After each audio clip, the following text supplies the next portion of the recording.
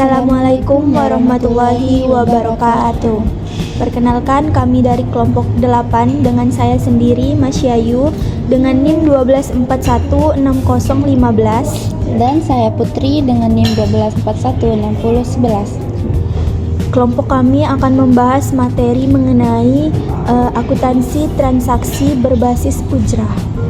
Enjoy for watching, guys. Ujrah adalah imbalan atau upah atas jasa yang diberikan oleh seseorang atau lembaga kepada pihak lain. Dalam akuntansi syariah, ujrah digunakan untuk transaksi yang berbasis layanan, bukan jual beli atau pinjaman berbunga.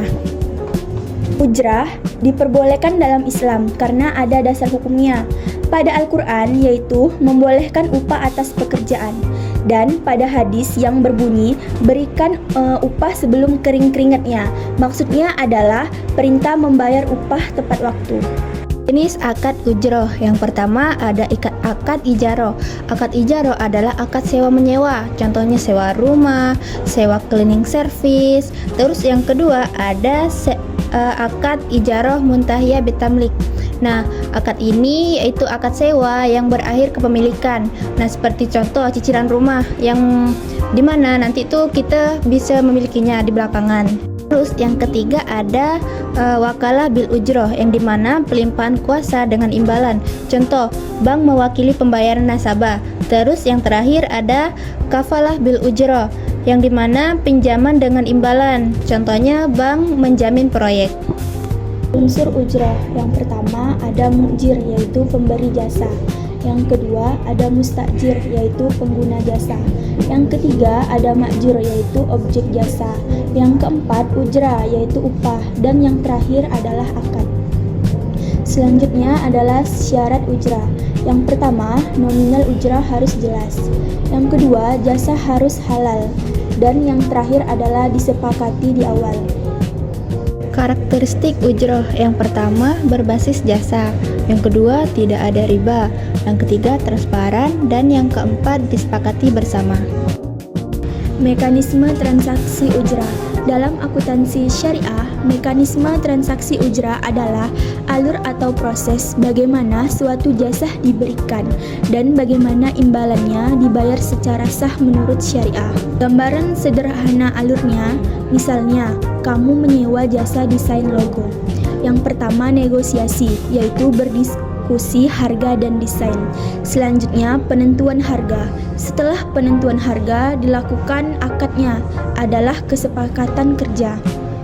Setelah sepakat, lalu dilakukan jasanya, yaitu desainer membuat logo. Dan terakhir adalah pembayaran, kamu bayar sesuai kesepakatan.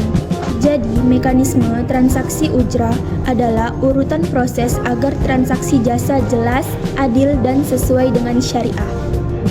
Contoh jurnal ujrah pada saat penerimaan uang, kasnya bertambah, dan terus pendapatan ujrahnya juga bertambah. Terus jurnal pada saat jika belum dibayar. Jika belum dibayar berarti piutang ujrahnya bertambah, terus pendapatan ujrahnya berkurang. Terus jurnal pada saat dibayar. Pada saat dibayar, kas ujrahnya bertambah dan piutang ujrahnya berkurang. Pengakuan ujrah dilakukan secara akrual, yaitu saat jasa sudah diberikan, bukan saat kas diterima.